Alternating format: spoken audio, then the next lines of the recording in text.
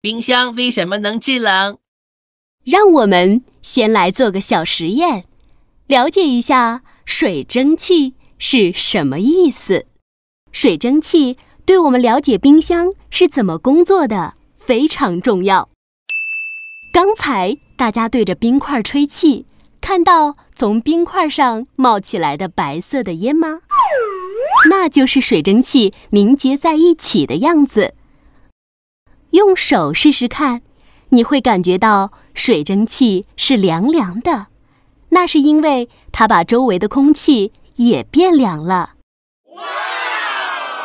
冰箱也就是这样工作的。冰箱后面的管子里有一种特殊的制冷剂，这种液体在管子里来回的流动，先从液体变成水蒸气，这时就可以把冰箱里的热量带走，让冰箱里面变冷，然后水蒸气继续在管子里流动，流到冰箱背面时，再次变成液体。当它再变成液体的时候，它就把从冰箱里面吸收的热量散发掉了。原来是这样，有冰箱真方便。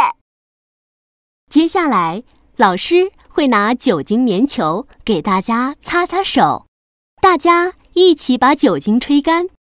在酒精蒸发或消失的时候，你的手会有什么感觉呢？请注意观察哦。我们是快乐的艾丽特宝贝家族。